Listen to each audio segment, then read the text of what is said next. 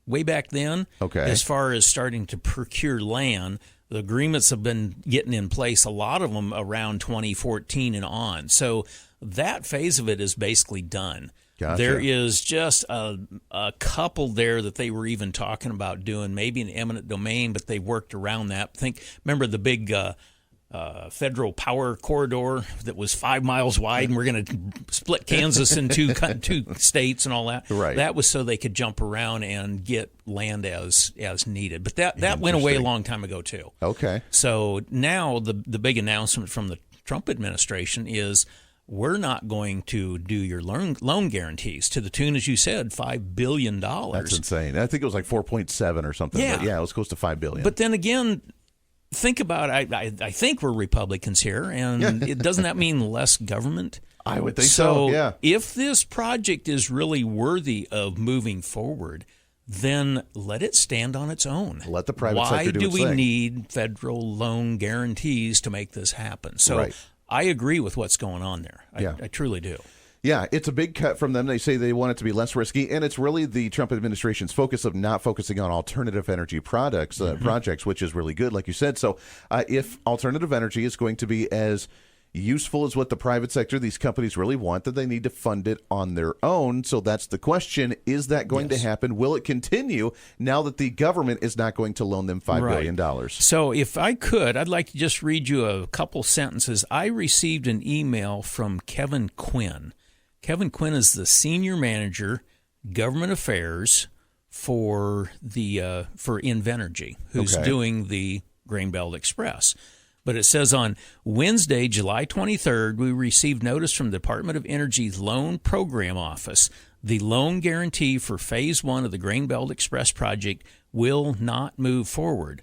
Although the loan decision was certainly not the outcome we wanted, and then it goes into bold letters, we will continue to advance the project using private financing. So with that said, I don't think the project's dead. Yeah. But again, if it's worthy of doing it, it needs to stand on its own. Right. And I think that's the right move. Well, yeah, I mean, if they're going to do this project, then yeah, you're right. It needs to be done on a private level if it's worth it. You know, if it's actually financial viable for them to say this is going to be done regardless without the government subsidizing it in some fashion, that we're going to do it on our own. So they're moving forward with it with private funding for this project of the near $5 billion.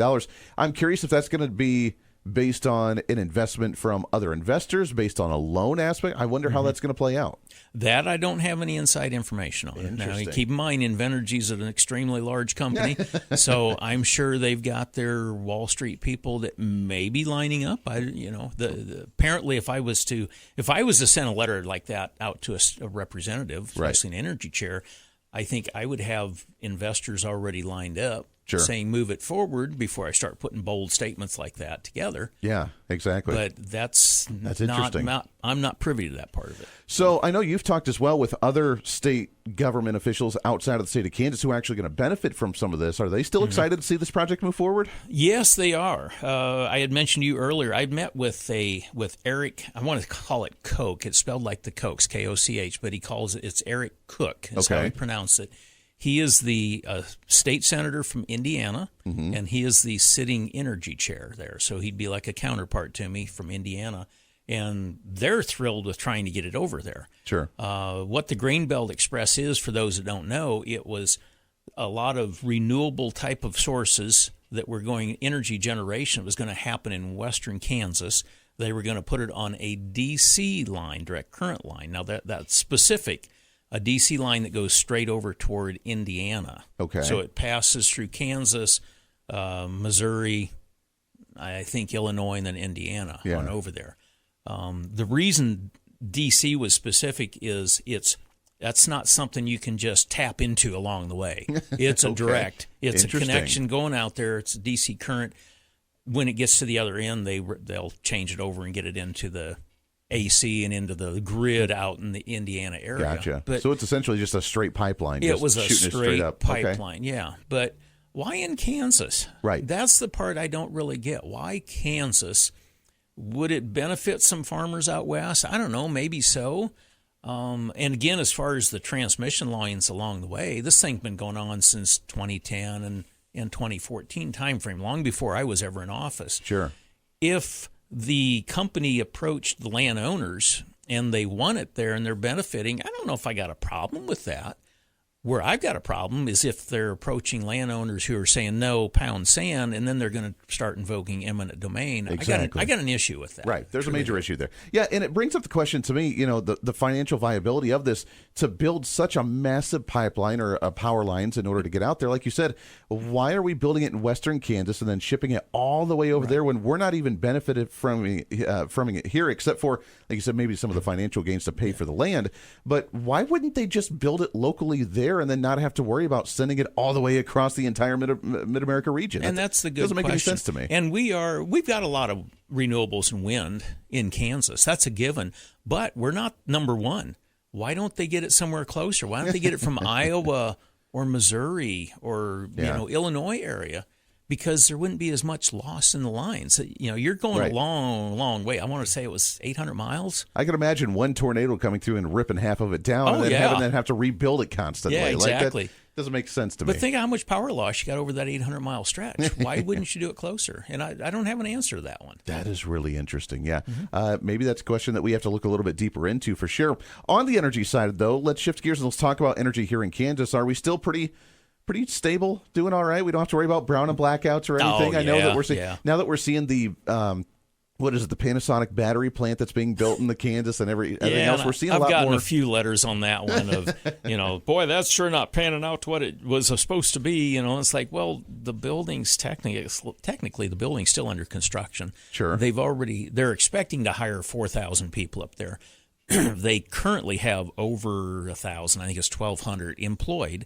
And that's where people are pointing out. See, they're only employing a quarter. Well, they've got 1,200 so far. They're still finishing the building up with the plans of moving it forward. So who knows how that's going to play out with the current Trump administration. We don't have the push for EVs like we did 2 years ago. Yeah.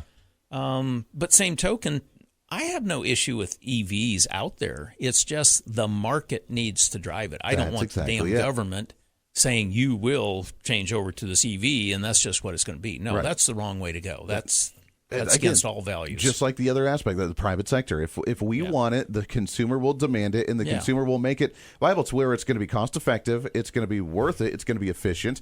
I mean, and right now, I would love personally, when I upgrade my vehicle, I'd like a hybrid. I'd like. I know that there's vehicles out there that as you drive, when the battery's dead, it flips over to the gas and it recharges the battery, and then you just kind of go back and forth. And they're out there. Those are out there. That's a great idea to me. A straight EV to where you suck so much energy out of your home. It's just kind of weird to me. I don't want to pay more into my electric bill. My electric bill's already really high. Or take in consideration what's going on in the battery technology research sector. I mean, I believe it was China not too long ago announced they had some batteries that had 1,000-mile ranges now. That's a game changer. It truly is. But so then back to Panasonic plant, they're gearing up and building the older lithium types, and the technology's already moving forward. So what's that mean to us? Will they move forward with it? And you would hope, if they're employing that number of people. Yeah. But maybe as the technology advances, they'll have their place eventually. Yeah. But let the market control that. That's a great point. We're talking with State Representative Leo Delperdang, District Number 94 here in the Wichita area. If you are in Garden City, western Kansas, and your land is being used for some of this alternative energy, would really be curious to hear you and see, did you openly choose to allow that, or was it taken by eminent domain, or kind of forced your hand to put this kind of stuff on your land to take away your agricultural land that you have in order to build these solar panels or windmills or whatever else is going on? Would be really curious to hear your thoughts on what's going on. Got to take a break. When we come back, I want to talk about some other energy, natural gas, nuclear power. What's the future of energy look like in the state of Kansas, the Mid-America region, and beyond, as we move through your Saturday morning for Kansas Talk, Wichita's Big Talker, KQAM. A lot of things going on, so little time to do it. It's right here. Stay here.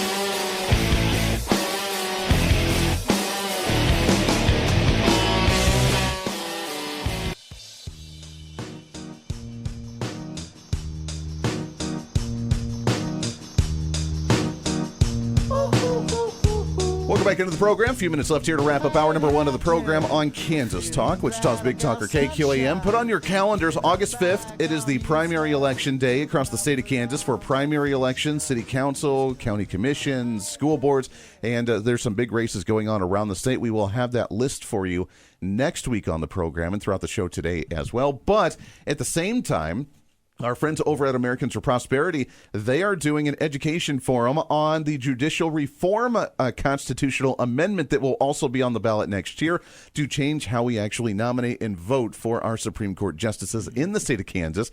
And they will be bringing in Fox News contributor Guy Benson at that event, which is really exciting. To get more information, it is limited seating available, so you need to register beforehand. It's free to register, but you need to register beforehand. You got to go to americansforprosperity.org/Kansas, and you can find the state of Kansas. You can register for that event. It's coming up on Tuesday, August 5th, and it's going to be with Guy Benson.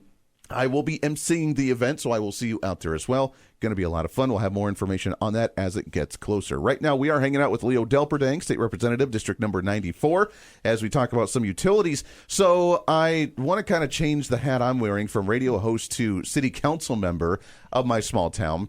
We have been discussing and we've been talking about, obviously, like natural gas rates and different rates for our city. Natural gas, one of the issues that apparently whatever the company is or the group is that represents us to buy natural gas for our town and for that whole area, talks about reserves of natural gas and how we don't have a whole lot of places to actually have reserves in case there's another crazy storm. We use more than normal, that we have to buy it off the market, and then that's when we get like that $600 per cubic foot kind of thing. Is that an issue around the entire state? Do we have a lot of reserves or places to stockpile natural gas, do you think? There's a fair amount out there. The one that comes to mind right off the top of my head is the one out by Cunningham. Okay. Is a big northern natural gas reserve. Gotcha. But it's a storage facility. But okay. It's huge. It goes for miles and miles and miles. Yeah. Okay. So, and actually there was, I want to say it was back in 2017, you had drillers out there who were drilling for natural gas, and they were hitting really good producing wells. Gotcha. Doing them all over the place. And because it was 20 miles outside of Cunningham. Gotcha. Only to find out, no, they were actually tapping into the storage facility. Man, this stuff is really great. There's so much really here. Producing, yeah. That's so when hilarious. they got that stopped and all them capped again, but yeah, there's a huge reserve out there. Interesting. There's lots of talk of using abandoned salt wells or salt mines. Oh, okay.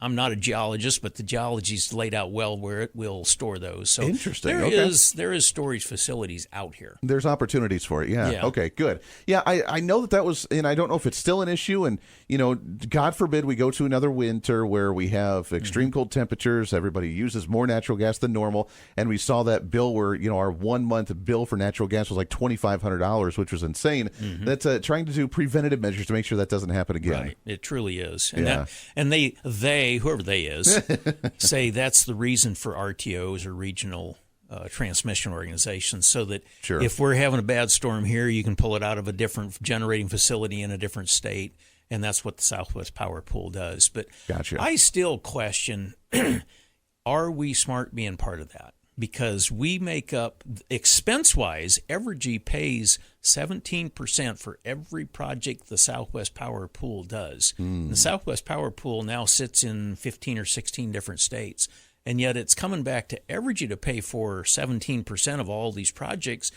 Where do they get their money? Right. From you and I. Sure. And everyone listening to us. So are we getting the benefit out of that? Do we need to take another look at that? It's just one of the questions out there. Yeah, it's a great question. Now, on the other front, we've always talked about it. It doesn't seem to always get a lot of traction. It's always unpopular for some reason. Nuclear power. Mm-hmm. Are we looking in that direction? Are we seeing some opportunity here? I know we have Wolf Creek. We have some other opportunities that we do already utilize here.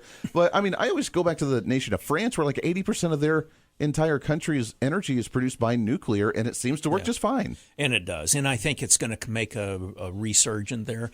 Do not think of Wolf Creek Power Plant. It's a 1.2 gigawatt behemoth up there. Okay. With 1970s technology. It was built throughout the 70s. It came online in 1985, and it'll be there. It's licensed till 2045. Okay. It is licensed if they wanted to put a second reactor up there. Gotcha. But the technology, again, has transformed so much. Sure. I think you're going to have nuclear coming up to replace coal-fired plants eventually. For sure, we're going to see it pop up, start displacing a lot of the wind energy. Really?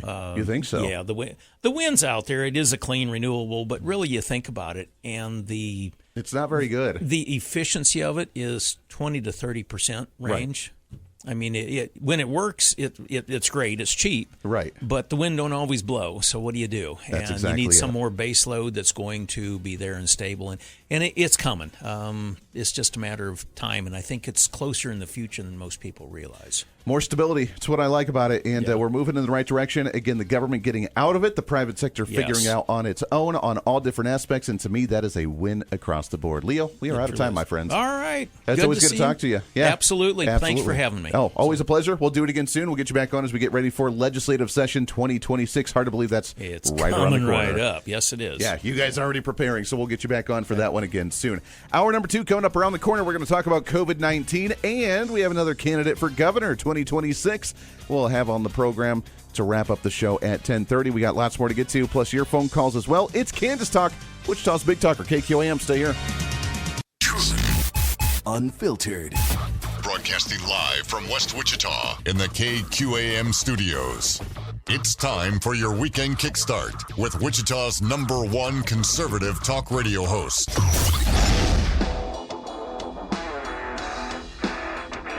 This is Kansas Talk with Andy Hoosier. Yes, it is. What is up, my friends? Welcome into it. We are into hour number 2 of the program. It is Kansas Talk, Wichita's Big Talker, KQAM, 1480 on that AM dial, 99.7 HD4 on that FM side. Welcome aboard, our friends in Garden City, Kansas, the Big Talker of Southwest Kansas, KIUL, and, of course, our 5-state Big Talker, KGYN. We are covering the entire southern half of Kansas down into Oklahoma, northern Texas, and beyond. And, of course, we are live on Facebook at facebook.com/1480KQAM, and our podcast, which you can find on the Voice of Reason podcast after the show each and every weekend. Welcome. So great to have you. Happy Saturday. It is hot. I am not okay with that. I am still waiting for Donald Trump to buy Greenland so I can officially become the ambassador and move to Greenland. Is that going to happen? Maybe. Yeah. Thank you. Totally okay with that. My summer can be a high of 50 degrees, and I would be so okay. Welcome in. So we have a lot to get to. Great hour number 1. Ty Masterson, Senate President for the state of Kansas and candidate for governor of 2026. Had a great conversation with him. It's always good to have him on the show. And now, in that different capacity, we will follow all of the governor's candidates. We're doing, as you know, as they introduce themselves, as they throw their hat in the ring, we are bringing them on, introducing them to you so you have a general awareness of what's happening. We are up to 8 or 9 candidates now, with a few more that are anticipated to jump on here relatively soon. It will really heat up in January for the midterms next year, so we will start covering them more closely as that goes on. And as a reminder, and this is speaking as your vice chair for the State Republican Party, that the State Republican Convention will be held here in Wichita the last weekend of January. Put that on your calendar. It will be held in Wichita. We'll have more details as it gets closer, and that will also be the very first Republican gubernatorial debate at that summer or that winter convention, the last weekend in January. You're not going to want to miss it. I believe that I will be being the moderator for that debate. I don't know. We'll see. But it's going to be really cool. So we'll see how many candidates are still in at that time when the campaigns really begin to ramp up, and looking forward to that. Stacey Rogers, candidate for governor, we'll sit down with her at the bottom of this hour and chat about that race as well. Plus, also put on your calendar in just like a week and a half, August 5th, the primary elections in the state for city councils and school boards, the local elections, the ones that matter to you. Some of them do have enough candidates to do a primary race. We will run down that list throughout the show today and next week as well. Don't miss that. That being said, lots of things to cover, so welcome into it. We are broadcasting right here in the Devon James Injury Lawyer Studios, and you can give us a call at 316-721-8255 on the Maximum Outdoor Equipment Hotlines. I want to go back just a moment, and there are, unfortunately, we are, 5 years now past the COVID-19 pandemic, and we are still battling some of the, I want to say, latency of some of these mandates, rules, regulations that some have to go through, and what it's doing to these industries. We have heard stories over and over and over again about the nursing industry, about the senior care industry, and the shortage of workers. I know that nurses across the state of Kansas did like a strike a few months ago or a year ago, whenever that was, because of the working conditions, the long hours, not being allowed to have time off. And then even during the pandemic, like mandating them to get the COVID-19 shot, which was absolutely ridiculous. And the industry itself still has not been able to get back up to where it needs to be. And the fight is still ongoing. So really happy to have on the program. And she's been a big fighter of these issues and so much more for a while now, trying to bring awareness to what the heck's going on in the nursing industry for those that are either wanting to be in it or are trying to fight the battle inside. But really happy to have on. She is a nurse practitioner. Really happy to have Amy Siple. Amy, how are you, my friend? Oh, I am blessed and thankful. It's an honor to speak to the voice of reason during the days of deception. Yeah, well, I appreciate it, and I thank you for what you're doing, because this is so important. I mean, the healthcare industry obviously is not only one of the biggest industries, it's one of the most important industries out there for healthcare, and the nurses are the ones that make it all happen. And yet it seems like the nurses are the ones that get browbeat into whatever the industry just tells them they have to go along with. Well, that is so true. And when you hear there is a shortage of hospital beds, it's important to note that's rarely the truth. The reality is there's a shortage of nurses, and that's why we have a shortage in our hospitals, because we don't have enough nurses to provide care for the clients who are admitted. So let's talk about the basic question is, why do we have a shortage of nurses? It seems like a lot of individuals come out of high school, they go into a college, and so many people say, I'm going to go into nursing. I'm going to go into this healthcare industry. I'm going to become a nurse. And that seems like it's somewhat of a mainstream industry to want to get into and a career to go into. Why would we be seeing a shortage right now? Yeah, I was a tenured professor of nursing at Newman University for, I think, about 15 years, and it was just a joy and an honor just to walk with those students towards and encourage them towards nursing excellence. There's a number of facets going on. I think it's a really complex question. I'm not sure that we can answer it all here on the program, but I will tell you that, and I call it the plandemic. During the plandemic years, we lost a lot of really good people. Nurses were forced to engage in activities that they knew were causing harm. We had research going into the plandemic that showed that the risk of social isolation for older adults is greater than the combined risk of smoking, of diabetes, and high blood pressure combined in reference to mortality, that it doubles the risk of dementia. I can tell you stories of what happened, particularly in the long-term care industry, when people were locked down for 2 years in solitary confinement that were just criminal. People really honestly were murdered. And so a lot of good nurses left during that time. And, of course, they did try to mandate that people would take the COVID shot. I did not take it, and several of us stood firm. And that special session that was called, and a lot of our folks testified at that, gave us the religious exemptions. And I'm so thankful for that. I saw the results of myocarditis and just the thromboembolic events. But I will tell you, Andy, unfortunately, the Board of Nursing and other bureaucracies do not like the fact that some of us took a stand. And we are facing pushback even now. Our licenses are being threatened. Even today. Yes. And so, and even it's hard for me to say for certain that it's because of our stand during the pandemic. However, the Board of Nursing said they did want to come after nurses during that time. They were told to back off. And now what I'm seeing is an abundance of nurses who have reached out to me, all happen to be on one side of the aisle, who are facing risk of even licensure loss or facing the risk of having discipline come against them for minor clerical errors. Wow. And I can give you lots of examples of that. I can even give you my personal one if you'd like. Yeah. Talk about your story here. And so the basic, they're looking, it seems like, looking for an excuse to find a way to get rid of individuals who have fought against some of this. I thought that we were so far past this that it wouldn't matter any longer. I mean, we see the military trying to change their code of practice and what they've done to try and bring back individuals in the military that they got rid of because they refused to get the vaccine. So we've been trying to get back to normal, but it seems like we haven't quite updated those statutes for the nursing industry. So what are they doing right now? Well, and before I tell you my story, just one short example. Elaine Gebhardt, so she's a nurse that this has nothing to do with patient care. She posted on social media the harms associated with the jabs. She also spoke out against, on her social media page, the risk of cross-sex hormones for children. And the Board of Nursing came after her to discipline her. And that was I think it was just earlier this year. Wow. In my situation, I will tell you, so I spoke out a lot. I spoke out in the House and the Senate about the harms of the lockdowns. I spoke at OSHA national conferences. I'm a TEDx speaker. I have a large platform in which I speak. And so I told the truth, and I expected repercussions. It didn't occur at that time.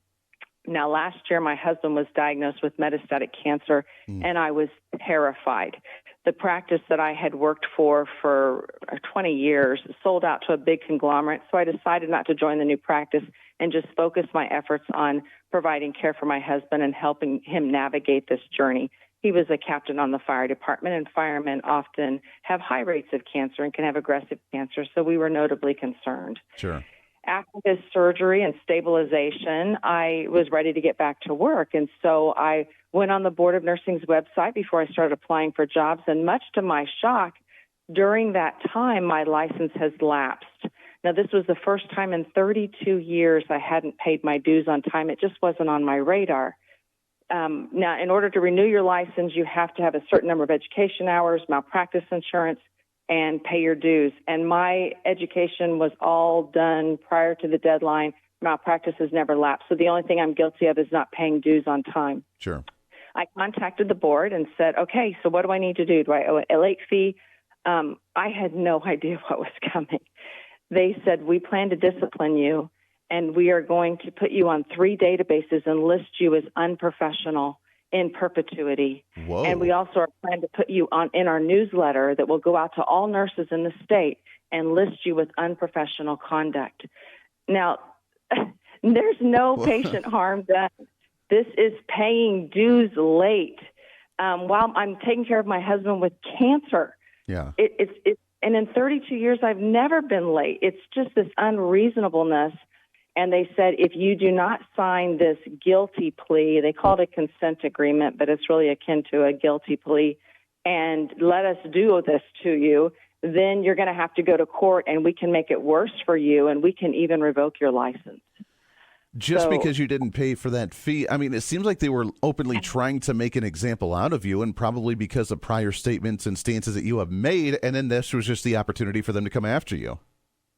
A lot of people speculate that. It feels like that. And I will tell you, Andy, unfortunately, I'm not the worst case. There are cases far worse than mine.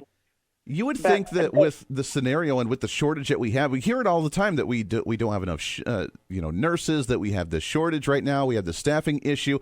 And in fact, I remember the protest just a few months ago or last fall, whenever it was, where nurses were walking out and saying that we can't work these 12-hour shifts anymore. We can't work these double shifts that they're making us do. We're not getting paid enough for this stuff. We don't have the right environment. We're lacking on the job because we're not completely focused the way we're supposed to be.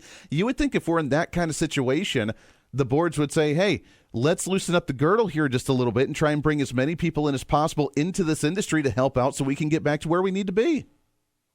The attorney, the lead counsel for the Board of Nursing, told me and my attorney that the Board of Nursing has her writing up 10 different discipline letters a week, and a lot of these are clerical errors.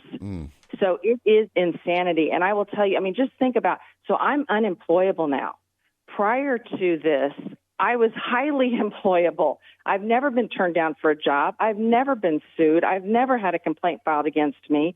But now, who would hire me when I could lose my license in August? I don't know what they're going to do to me at the trial. And if I see 15 to 20 patients a day, and I live in an underserved area and take care of Medicaid clients, long-term care patients in facilities, that is a grossly underserved population.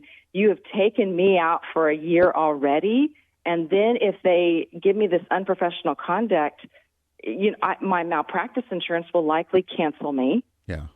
Or give me 3 times the rate. Insurance companies won't contract with me. This can be career ending. So why would you want to take me out when I have 3 decades of experience? Right. It's mind-blowing. It is insane. We're talking with Amy Siple. She's a nurse practitioner and fighting against some of these mandates. We got a few minutes left here, Amy. I want to talk about what can be done with this scenario. Is it going to the nursing board and starting to put pressure on them? Is it the state legislature trying to rewrite this? Is it them trying to change their mandates on what's required? I mean, what needs to be done to fix this issue? Well, there are several things that can be done. I testified on behalf of a bill in the Senate this past spring that would give the legislature oversight over our bureaucratic agencies, and that's going to be going on the ballot. It'll be a constitutional amendment in our next our primaries in August 26. That needs to pass.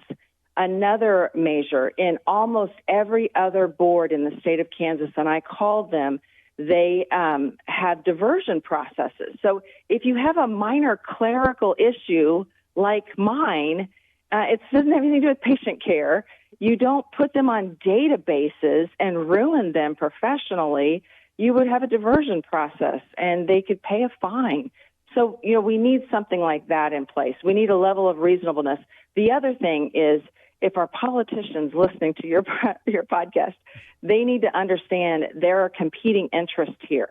So if I were a politician, I would want to keep nurses licensed in the state. And if I wanted to do that, I would use automation and appreciation. Yeah. I would send text messages and say, thank you for 32 years of service. Don't forget to renew your license. You would make it really easy, just like your hairdresser and your mechanic does. But if you want to play a gotcha approach and get those fines that you incur from all the nurses that you catch, right, then of course you wouldn't do that. Sure. No, of course not. Yeah, and attaboy goes a long way. And that's not just for nursing. It goes for every industry. If you are lacking in the workforce, lacking in the support, lacking in people that are actually, high motivation to get things done, an attaboy goes a long way. And right now it seems like what we're starting to come out of with the military, as I mentioned, and now it sounds like with the nursing industry, that just a simple attaboy, thank you for all the service that you're doing. Thank you for, dealing with a major pandemic. We're not going to put all these crazy regulations on you and come after you, but instead we're going to appreciate what you've done. You might be able to retain a few more nurses in the state of Kansas.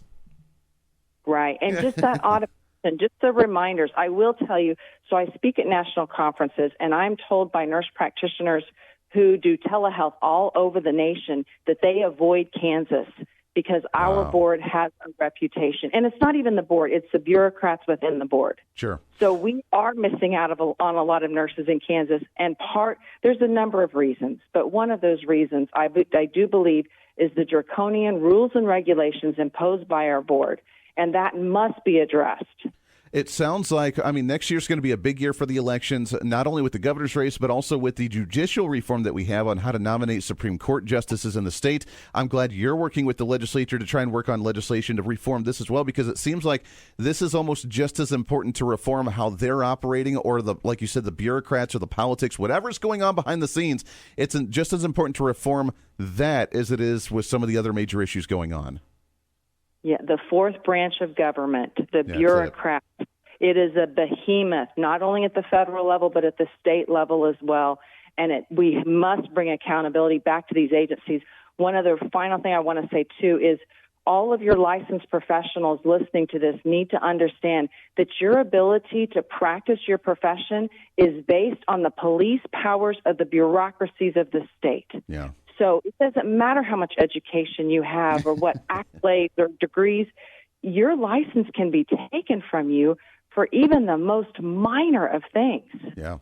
It's the politics behind the scenes, and it seems like that's what corrupts so many of these great industries. Amy, it's amazing that you're fighting this. Thank you so much for what you're doing. With you working with the legislature, working on reforms next year, let's keep in touch. Let's get you back on the show as this progresses, and let's stay focused on what we can do here. Thank you so much. Thank you for continuing to stay in the fight. We appreciate you. We need your voice of reason. Well, thank you for what you're doing. Amy Siple, we appreciate you very much. Let's keep it. We'll get her back on the show again real soon for another update as that gets closer. Next year, it sounds like next year is the year. We're doing some major reforms in Kansas. New leadership in the governor's office, new ways that we elect our Supreme Court justices, and fighting back against this deep state fourth branch of bureaucratic agency crap that we have in the state of Kansas and beyond. Next year's going to be as Donald Donald Trump says it's going to be a bigly one. And I think we're going to make it bigly. That's what we're going to do. Got to take a break. Your phone calls when we come back right around the corner. For Kansas Talk, KQAM. Stay here.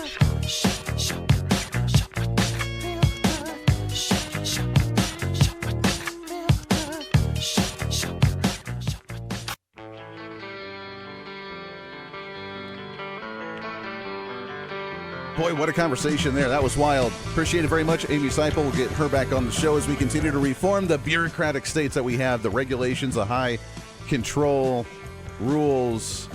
How dare you not toe in line with us? Pretty wild. 316-721-8255 on the Maximum Outdoor Equipment Hotline's got a couple minutes before the bottom of the hour.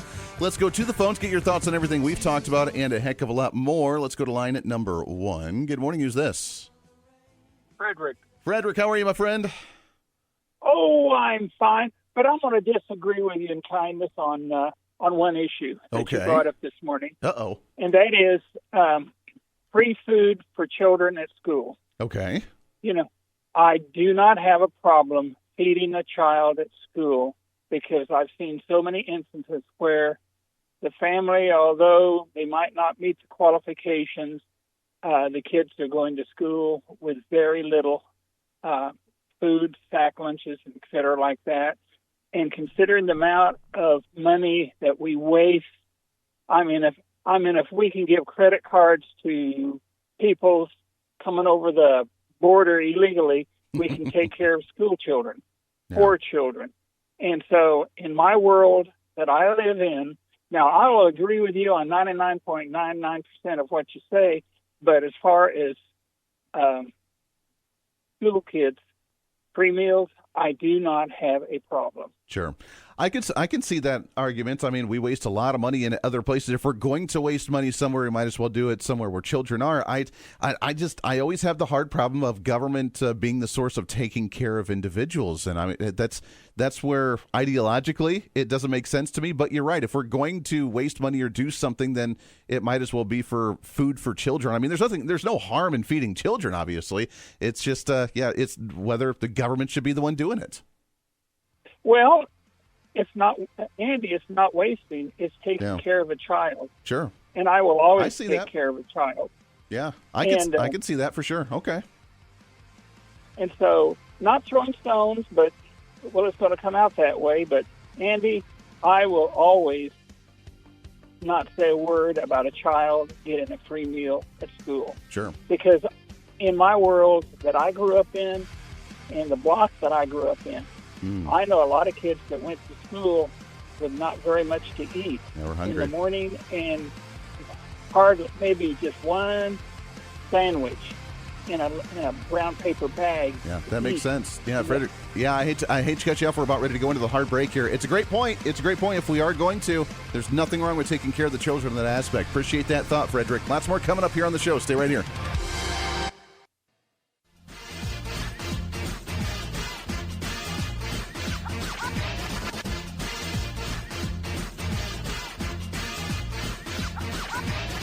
You're listening to Kansas Talk with Andy Hoosier.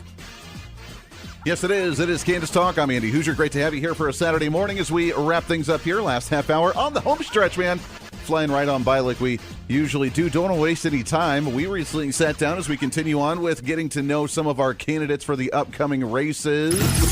It's time to get to know the candidate. That's right, and we are looking at the midterm elections for next year in the 2026 governor's race as we recently sat down with gubernatorial candidate Stacey Rogers here in studio, and this is what she had to say. Stacey, how are you, my friend? I'm wonderful. How are you today? Doing great. First off, congrats on the announcement. I've been seeing you all over the place. Yes. You've been everywhere. It's crazy. We are still a year and a half out, yet campaign season is running hard. Yes, it is. Well, and I tell people that we're about a year from the primary, which is very important for a number of reasons, not only the governor's race, but the Supreme Court question. So there's a lot of exciting reasons and very good reasons to get out and vote for that primary for sure. That's a really big one. Yeah. I mean, that is a necessity to try and change the Supreme Court. It's kind of wild to me that it took us so long to actually do that. Yeah. I know all the history on it. I've done videos on it and stuff like that before, but But, you know, when you look at this was attempted once before, I believe, went to a vote and was shot down. But I think it was because we didn't have the education for the people to understand. Because before I ever announced what I was running for, I had actually put out just different questions that I was asking people about what the temperature is of the state, what people are wanting, what people are seeing. And one of the questions, because I wanted to understand who actually knew this answer, it was, do you realize that you don't, as the voter, have any say as to who that Supreme Court justice is? And people lost their minds. They really thought they had the ability to vote. And they're like, well, we can vote retention. I said, well, what does that matter? You know, and so it was very telling that we were going to have to be on a huge education campaign about the Supreme Court in order to get that through. Yeah. So. Do you think that people are opening up now that we have, I mean, the state Republican Party's working on their campaign, Americans for Prosperity, doing a really heavy hit. The candidates individually, like yourself, you know, talking about this issue. Are people becoming more aware of this process? And when they do find out, what's been their response that you've seen? Yeah, I think overwhelmingly when I've talked with people and they have found out about this, if they weren't already aware of it, they were kind of shocked. They were like, wow, really? That's really how it is? And I said, yes. And let me give you the history of why it happened. And I go through, you know, the triple play and all that with them. And so I think that overwhelmingly who I've been talking to, it's been positive. I have run into a few that said, oh, it's good the way it is. Yeah, right. And I'm like, tell me the reasons why. Yeah. How does that make any sense? Explain to me how this is the best way. So, you know, and usually they don't have a great answer, but you know. Do you like the decision that we came to with the actual election of the people with this, as opposed to maybe like that federal style, which I know is a conversation that a lot of people have? What's your thoughts on the decision here? Yeah, as I understand it, a poll went out. They did something, and it was like 75% came back saying we want to be able to vote. Yeah, and I understand that. So of course the will of the people, but my biggest concern with that is how many. And I ask people this: how much information do you ever get about, I don't know, your district judge candidates? And the answer to that is almost nothing. We don't get that information, and this is a very important position. And so I think it comes down to, are we going to see more education on those candidates that the people are going to have to vote for? Sure. Going into an election. It's going to have to turn into almost like a governor's race where, I mean, correct. It's a major statewide campaign for everybody to see what's going on. That is correct. I think we have to have informed people to make those decisions for a position so important. Right. And so that's my only concern, is that we won't get people educated well in those different candidates. Sure. So. It's a great point. Let's talk about your campaign. First off, it's really exciting. You were one of the first ones to throw your hat in the ring for this one, right? Yep. I actually announced the day after the presidential election. So I think I was the first. So I love it. I love it. For those that don't know you, let's talk about your background a little bit and what you've done and what led you up to this point. Yeah. So I own Eberly Farm here in Wichita. That's right. I am the first person outside of the Eberly family to own it. I bought it back in January 22. And it is the second longest running event venue in probably the majority of the state, if not the entire state. The Cotillion is the only one that I know that has run longer, and it's by 2 years, two whole years. Okay. So I also own a company called Kids Closet Consignment Sales, which are pop-ups that happen around the state, but actually it's a nationwide company. Very cool. And I actually own that company nationwide as well. So I have 26 franchises across the United States. Wow. And just oversee those owners of those, and they're all community, local focused, and that's super important to me as well. Yeah, so, absolutely. So business owner, understanding the private sector, understanding, that is correct. You know, so you've been through especially with an event center like Eberly Farms, you went through the turbulence of the COVID-19 pandemic, not allowed to actually get together. Well, I bought it after that, but we're recovering from that. Right. The recovery's still going on. The recovery is still going on. And so, you know, a lot of events went away. So most people remember going out to Eberly Farm for a field trip with their school. And of course, those all went away with COVID, and a lot of the VBSs went away. And it's just, it's what occurred unfortunately, because of that. And we're working to bring some of that back and bring people back into that area. We want the public to enjoy the space. Is the economy in general coming back to the point where people are feeling more comfortable to go out to festivities and go out to events again? Yeah. I know that obviously the last 4 years under Joe Biden, we saw near 30% inflation across the board. Are we starting to, in the first 6 months of the Trump administration, get things back on track, do you think? Yeah, I think in 23 and 24, those were pretty rough. Yeah. And holding our breath. Holding our breath, that's right. And as because people, we just didn't have a lot of money to spend. There wasn't the extra money because of inflation, and so priorities were food and gas and, taking care of our kids' clothing and needs. But even in my kids' resale business, we saw a decline because guess what? When you only have $5, you only have $5. Right. And so no matter how good the deal is, it's not going to get you to spend any more money. And so, but this year has been a complete and total turnaround. We are seeing huge amounts of people coming out and enjoying things and really getting back into life. And I think we're seeing an upward trend of good prosperity, good things occurring. Yeah. Sure, absolutely. That's really good to hear. At the same time, on the entertainment side of things, is entertainment actually coming back? I mean, we follow the Cotillion, we follow other places around here as well with bands and different concerts that come. It seems like we're almost back to normal on that front, too. Getting there. Now, this is our first year to offer something at Eberly Farm that is live bands, and so we're kind of new on the scene. So, so I hate to gauge it by what we've seen over this summer, but that was one of my original goals, was to get people out there enjoying it. I wanted live music. I'm a singer myself. I've been singing since the age of 2. And so to have music out there was really, it was just a goal of mine. Really and so neat. Very exciting to have that. But yeah, I think in general, as over the past couple of years, I've been heavily involved in the business community, and the feeling overwhelmingly, it doesn't matter what sector of business you're in, it's been hard. Yes. And, it's been difficult to retain employees. It's been difficult to find employees. It's been difficult to, not raise your prices too much and chase the customers away, but still trying to make the budget for the customers that were coming in because there were less people coming in. And so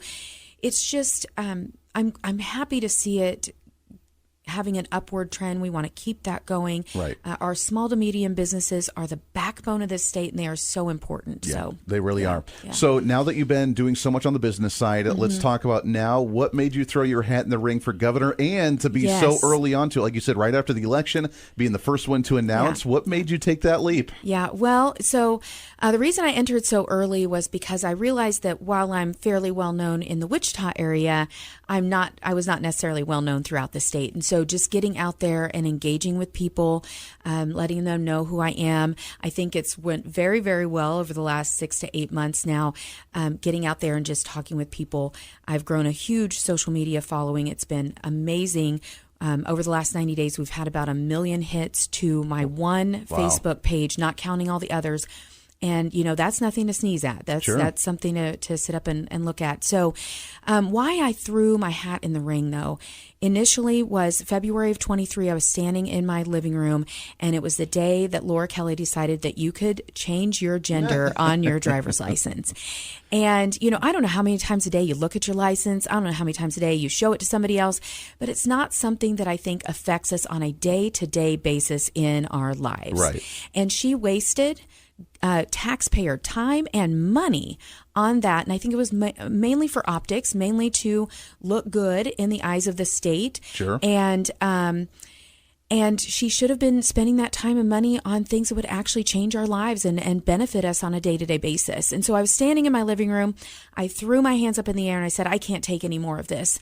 I'm just going to have to go be governor. And at that moment, I kind of even chuckled to myself, and I was a frustrated Kansan at that moment.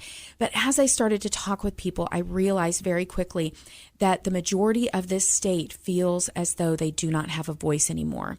They feel that they are not being listened to. They feel that big money politics has come into play way too often, that special interest groups are the ones doing the talking for the candidates, not working for us. And I think that is the temperature of not only the state, but a lot of the country at this moment, where people want to see something different. Sure. They want something. They want somebody that they really feel cares about them and their families, and wants to see them prosperous, right. Be prosperous and successful. And I think that's what I bring to the table with that, is that I do care. I love people. I want to see our state be prosperous and successful. And I want people to be able to know they have a safe neighborhood, they have good schools, their children are going to be educated well, and we're going to have better numbers than what we see coming out right now. Even though she claims to be the education governor, right? Yeah, right. Yeah. Oh, my goodness. Oh, and yes. And so, and to be able to walk in the store and afford the groceries, to be able to not be taxed out of our homes as seniors after we've paid for our homes, those are the things that I think are the biggest pain points for people in the state that they don't feel anybody's listening to them about anymore. And sure. So, there's a lot of lip service, there's a lot of talk, and then not a lot of action. And I think that we need to be able to come together. We need to activate a population. We have a huge apathy problem going on right now, where people have checked out because they don't feel heard and they don't feel valued. And we need to reactivate the population, get them working in their communities, get a good, strong governor at the top, and then get good servant leadership inside of our legislature. And we have some really great people already. We got some good people in last time. We just need to continue that trend and get more amazing servant leadership in that arena, and not so much of the career politicians that have been there a long, long time. Yeah, well, you are definitely being the outsider for sure on that front, coming from that business standpoint, which is really exciting. In the state of Kansas, we have more registered independents and unaffiliated than we even do Democrats, which shows, like you said, with the apathy and people walking away, there are a lot of frustrated people with the quote-unquote system. That's correct. How do we get them engaged again, and for us to work together in order to advance the state and make it grow? Yeah. And that's really, as I've been traveling, that has been my message is, I don't care what side you're on. If you've picked a party, if you're on I want to have a conversation with you because you are a resident of this state. Right. Now, I align with the Republican Party, the values, the conservative values, but as governor, I won't just be governor for the Republicans. I'll be governors for the independents and the libertarians and the Democrats. And so every voice in this state matters to me. We may not agree. We may not agree on everything. And certainly we have 2.9 million people in this state. And if we could even all agree on one single thing, that would be a flat out miracle. It's just not going to happen. Right. But I bet if I sat down with each and every person in the state that we could find something that's a pain point for you that we can agree on that needs to be worked on. Because I think at the end of the day, we do all want really the same things. We want those good schools, the great education for our kids, safe neighborhoods, affordable food and housing and all of those things. So let's talk about those. Right. And I think we will always have the social issues that keep us divided. And I think that they've been used against us at points to keep us from coming to the table and talking to each other and making those common sense changes that we know will affect our actual day-to-day life. And I think that as I've been talking with people, I've talked with independents and I've talked with libertarians and I've talked with some Democrats who they understand what I'm saying about that, where there's things that need to be fixed in our in our state that don't have anything to do with party affiliation. Sure. They're just the pain points in our lives. And so I do think we have an opportunity to come together and to fix some of those things. And I do plan on working with the legislature and being able to work both sides of the aisle and to make those strong relationships so that we can get good, solid decisions made for the state. That's what we need to do, and it's encouraging to hear. We're talking with Stacey Rogers. She is Republican candidate for the governor's race at 2026.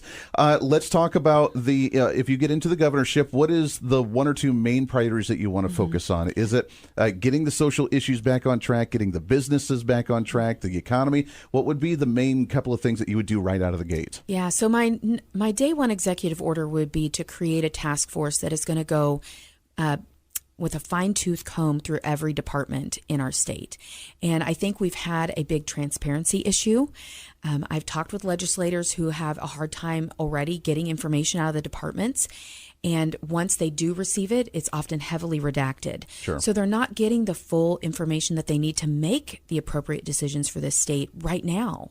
And so I think that that's going to be an important piece, is getting that unveiled and released and more transparent to the state, and then to find out where we're not, where we can add value to the state, not taking away things that are necessary by any means. I don't want anyone to hear that, but to add value to the things that we already have in place, to clean up where we need to clean up, to eliminate the waste and any fraud that's occurring. We know there is some, but pinpointing what that is and rooting that out.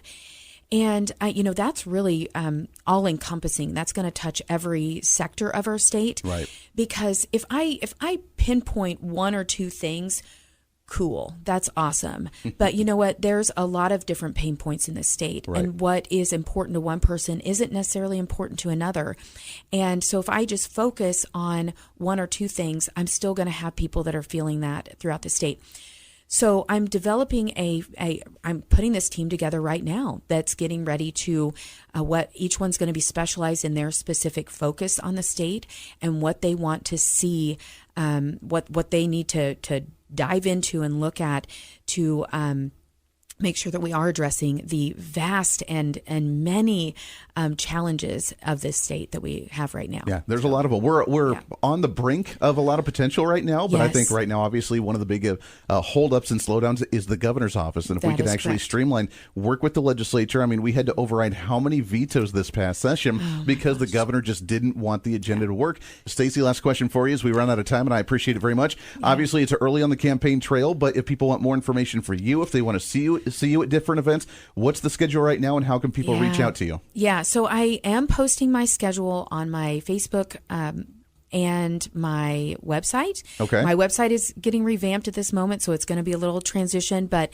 you can always reach out and ask me for my schedule. In addition, you can find me on my website, and it is Stacey Rogers forks.com, and or just Google Stacey Rogers for Kansas. You'll get about 5 pages of content, all the different things that I've been on, all the different social media. I'm on everything, including TikTok and Snapchat, so you can find me no matter where you want to look. So. Yep, and you're all over the place. I see you at events all over the place, which is always great to see you there as well. So, Stacey Rogers, go check her out, candidate for governor's race of the 2026 midterm elections. Thank you so much for coming on. Good luck on the campaign trail. Let's do it again real soon. That's awesome. Thank you.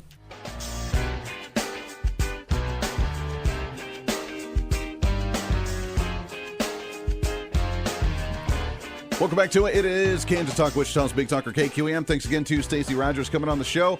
A lot of great candidates, a lot of great information. Next week, it is the final weekend before the primary election in the state of Kansas for different primary races. Not all the districts have primary races, but we will break all that down next week for you, and so much more to cover. Until then, though, we are out of time, man. It's always great to have you along for the ride as usual. As Michael Brown with the weekend coming up right around the corner. Until then, Kansas Talk back at it next Saturday at 9 a.m. Don't miss it. Catch the Voice of Reason, our syndicated weekend edition at 4 p.m. Until then, we will see you back on the radio here real soon. Bye.